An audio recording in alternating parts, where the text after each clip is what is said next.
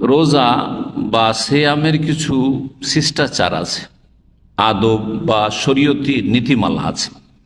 সে নীতিমালাগুলিকে উলামায়ে কেরামগণ দুই ভাগে ভাগ করেছেন, ফরজ নীতিমালা আর সুন্নত মুস্তাহাব নীতিমালা।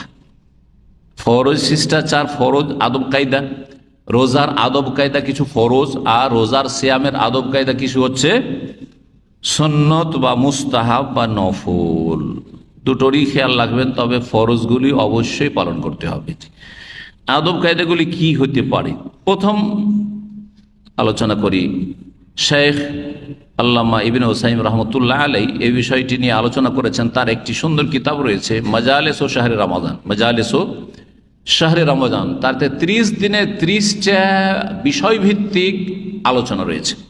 কিতাবটি আলেমদের জন্য অত্যন্ত সুন্দর। তা আলেমদের জন্য যদি এত সুন্দর হয়, তাহলে সাধারণ জনগণের জন্য কত সুন্দর যদি বিভিন্ন ভাষায় অনূদিত হয়। এই কিতাবটিতে তিনি লিখছেন যে এলামু আন্না লিসিয়ামে আদাবান কাসীরা, জেনে রাখো যে সিয়ামের রোজার অনেকগুলি আদব কায়দা আছে, শিষ্টাচার বা নীতিমালা আছে। লা ইয়াতিম্মু ইল্লা বিহা, যদি এই আদবগুলির খেয়াল না রাখেন তাহলে রোজা পূর্ণতা লাভ করবে না। ওয়ালা ইয়াকমুলু ইল্লা বিল কিয়ামি বিহা, সেগুলি যদি যথাযথ আদবগুলি সম্পাদিত না করেন বা সম্পাদন না করেন, তাহলে আপনার রোজা কমপ্লিট হবে না, ইনকমপ্লিট, অসম্পূর্ণ থাকবে, রোজাতে ত্রুটি বা ঘাটতি থেকে যাবে। ওয়াহিয়া আলা কিসমাইন, সেই আদবগুলি হচ্ছে দুই ভাগে বিভক্ত, আদাবুন ওয়াজিবা ও আদাবুন মুস্তাহাবা। কিছু ওয়াজিব ফরজ আদব কায়দা আর কিছু সুন্নত মুস্তাহাব আদব কায়দা। যেগুলি হচ্ছে ফরজ আদব কায়দা সেগুলি দুই রকমের আছে, সেগুলি আবার দুই রকমের আছে, ইতিবাচক আর নেতিবাচক। ইতিবাচক মানে পজিটিভ।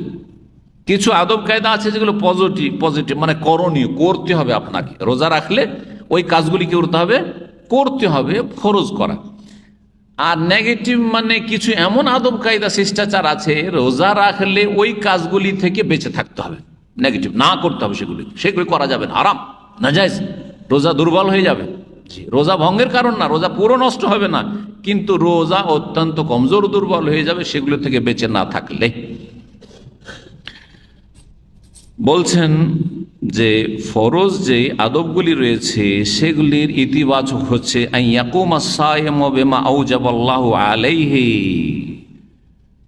রোজাদারের ওপর যেসব বিষয়গুলি আল্লাহ ফরজ করেছেন সেগুলি আঞ্জাম দিবেন, সেগুলি সম্পাদন করবেন আপনি। সেগুলি যেমন কি আল্লাহ ফরজ করেছেন, দৈনিক ফরজ, মিনাল ইবাদাতিল কওলিয়াতে, বাচনিক ইবাদত হোক, অল ফেলিয়াতে অথবা কর্মগত ইবাদত হোক। শুধু রোজা রাখলে হবে না, রোজা রাখার আগে যেই ইবাদত বন্দেগীগুলি, যেই নেকির কাজগুলি আল্লাহ ফরজ করেছেন সেগুলি যথাযথ পালন করতে হবে। অমিন আহাম্মেহা, আর সবচেয়ে গুরুত্বপূর্ণ ফরজ, যেটা রোজা সিয়ামের চাইতে অনেক গুরুত্বপূর্ণ ফরজ, হ্যাঁ জি হ্যাঁ, মাতা পিতার সেবার চাইতে গুরুত্বপূর্ণ ফরজ, সেটা হচ্ছে as-সালাতুল মাফরুজা, ফরজ 5 ওয়াক্ত সালাত। এদিকে রোজা রাখছেন আর ফরজ সালাত ঠিক করে আদায় করছেন না। সাহারি খেয়ে দোকানপাট বন্ধ করে অথবা পাকশাক করে রাত 2টার সময় খেয়ে দিয়ে শুয়ে গেলেন, ফজরে ওঠার কোনো খবরই নেই। সকাল 10টা 11টায় 10টায় ডিউটি থাকলে উঠছেন, আর না হলে জুমার আগে খানে উঠছেন। অনেক রোজাদার এরকম আছে, লাভ নেই এরকম রোজা রেখে। ফরজ আদব আপনি নষ্ট করলেন, সুতরাং এই রোজা দিয়ে নাজাত পাওয়া যাবে না, নামাজবিহীন রোজা। এই সালাতের সাথে সম্পর্কিত আর একটি ওয়াজিব বা ফরজ আদব হচ্ছে জামাত সহকারে সালাত আদায় করা। অনেকে আছেন ইফতার করে আসেন, এসার পরে ডিউটি আছে রে, তো এই মাগরিব এশার মাঝখানে একটু শুয়েই যায়, করেন কিন্তু অনেকে একটু রেস্ট করিনি, কারণ সারাদিন রোজা রেখে ক্লান্ত আছি, ওই সময়টা কিন্তু ঘুম চাপে, এটা জানা আছে সবাই, তাই না? ওই সময়ের ঘুমটা এত মিষ্টি হয়, জানি না কেন মিষ্টি হয়, শয়তান মিষ্টি করে দেয় নাকি শরীর ক্লান্ত সেই জন্য মিষ্টি হয়ে যায়। অত্যন্ত স্বাদের ঘুম, মাগরিব থেকে এশা রমজান মাসে ঘুমটা অত্যন্ত মিষ্টি। জি, এই ঘুম যে আপনার এশার জামাত নষ্ট করিয়ে দেবে। অধিকাংশ লোক যারাই ঘুমিয়েছে তারা এশার জামাত পায় না। মাঝে মধ্যে এসে তারাবির পেছনে ফরজ পড়ে, না হয় দ্বিতীয় জামাত চলছে ওইদিকে তারাবি চলছে, উল্টা পাল্টা কাজ। আর না হলে ও আসতেই পারলো না, ও এসার সালাত শেষে গেছে, ও জামাত শেষ হয়ে গেছে, পরে উঠছে রাত 10টা 11টায় উঠছে, আরে ঘুমিয়ে গেছিল, উঠতে পারে। এই দুর্বলতাগুলি যদি থাকে তাহলে আপনার ফরজ আদব কায়দা নেই আর রোজা রাখছেন আপনি, এরকম কাজ করিও না ভালো করে। কারণ এগুলির মাধ্যমে আমাদের ইসলাহ আছে। দুর্বলতা উঠতে কেউ না, কিন্তু আমাদের দুর্বলতা কাটিয়ে উঠতে হবে। সারা জীবন দুর্বল থেকে যাব, সারা জীবন ওই দুর্বল ইমানের মুসলিম থেকে যাব, সারা জীবন ওই গুনাহগার থেকে যাব, না না না, একদিন মরতে হবে। সব নিজের সংশোধনের চেষ্টা করতে হবে, আল্লাহ যেন তৌফিক দান করেন। তো যখন দেখছেন যে আমার কাছে বেশি সময় নেই, হ্যাঁ আধা ঘন্টা সময় আছে, মোটেই শুইবেন না। 1 ঘন্টা সময় আছে কিন্তু আমার ঘুম ভারী, ঘুমিয়ে গেলে আর উঠতে পারছি না, আমি এসার জামাত পাবো না। তারাবি তো যা আছে সুন্নত আছে, কিন্তু আমি এসার জামাত ছুটে যাবে। তারাবি পেলেন, এসার জামাত পেলেন না, আমি গুনাহগার না? অনেকে তারাবির বেশি গুরুত্ব দেয়, এটা আমাদের দেশের অজ্ঞতা যে তারাবিরই বেশি গুরুত্ব, তার কাছে জামাতের গুরুত্ব নেই। অথচ জামাতে সালাত আদায় করা ফরজ, আর তারাবি পড়া হচ্ছে সুন্নাত। যদিও সুন্নাতে মুআক্কাদা ওলামারা বলেছেন, কিন্তু সুন্নাত তারপরেও। মাল জামাত ফিল মাসাজিদ, সময় মতো সময় পার করে নামাজ পড়লে হবে না, মসজিদে এসে পুরুষদেরকে জামাতে নামাজ পড়তে হবে। এগুলি হচ্ছে আদাবে ওয়াজিবা, ওয়াজিব ফরজ শিষ্টাচার বা আদব কায়দা। সারা বছরের আর বিশেষ করে রমজান মাসে, রমজান মাসেই যদি আপনি নামাজ ঠিক না করতে পারেন, রমজান মাসেই যদি জামাতের হেফাজত না করতে পারেন, তো কখন সংশোধন হবে, কখন জীবনের সংস্কার হবে, কখন ইমানি উন্নতি হবে, কখন আপনি জান্নাত হাসিল করতে পারবেন, জাহান্নাম থেকে ছাড় পাবেন, রমজানে যদি জাহান্নাম থেকে ছাড় না পান। জি, ফাইন্না যালিকা মিনাত তাকওয়া, এটা তাকওয়ার অন্তর্ভুক্ত।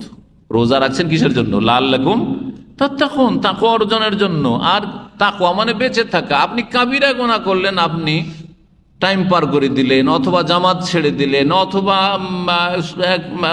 এক নামাজই পড়লেন না, এক রক্ত পার হয়ে চলে গেলে, এইভাবে কাজ আল্লাহ কবুল করবেন না। তাকওয়া হচ্ছে যে আপনি গুনার কাজ থেকে বেঁচে থাকবেন, ফরজগুলির হেফাজত করবেন। যেই জন্য আল্লাহ সিয়াম ফরজ করেছেন, সেটা হচ্ছে লাআল্লাকুম তাত্তাকুন, তাকওয়া। আর তাকওয়ার অন্তর্ভুক্ত হচ্ছে জামাত সহকারে সালাত আদায় করা, ওয়াক্ত মোতাবেক সালাত আদায় করা। জি, আর সালাতের ক্ষেত্রে হেফাজত করা, সালাতে কোনো রকমের ত্রুটি না করা ইত্যাদি। যদি কেউ সালাত নষ্ট করে, বলছেন শেখ ইবনে উসাইমিন, ওয়া ইযাতুস সালাতি মুনাফিন লিতাকওয়া, যদি কেউ নামাজকে নষ্ট করে, টাইম পার করে দিল, জামাত নষ্ট করে, তাহলে এটা হচ্ছে তাকওয়ার পরিপন্থী, তাকওয়ার উল্টো কাজ, তাকওয়া বিরোধী কাজ। ও মুজিবুল লিল উকুবা, আর এটা আযাব শাস্তির কারণ। আমরা অনেকে বুঝি না, মনে করি যে চোরের শাস্তিটা শাস্তি, জেনাকারীর শাস্তি শাস্তি, মদখোর যদি কোথাও বিপদ আপদে পড়ে তো ওর শাস্তি, তাই না? সামাজিক অপরাধ করেছে, ক্রাইম করেছে, আর ধরা খেয়েছে, আর জেল খাটছে, শাস্তি, হ্যাঁ শাস্তি পাচ্ছে। হ্যাঁ, হিরোইন, গাঁজা, অমুক তমুক, এগুলোতে ধরা খেয়েছে, শাস্তি, জেল খাটছে, শাস্তি। কিন্তু আপনি জামাত ছেড়েছেন, সেই জন্য বিভিন্ন বালা মুসিবত, এগুলোকে আযাবই মনে করছেন না। উকুবা, এগুলো হচ্ছে আযাব, আযাব। আল্লাহর আযাবের বিভিন্ন কারণ রয়েছে, তার মধ্যে ফরজে ঘাটতি করা হচ্ছে আল্লাহর আযাবের কারণ, হারাম না যায় যে লিপ্ত থাকা হচ্ছে আল্লাহর আযাবের কারণ। মুজিবুল লিল উকুবা, পজিটিভটা হইল, তাই না? ইতিবাচক, ফরজগুলি ঠিক রাখবেন।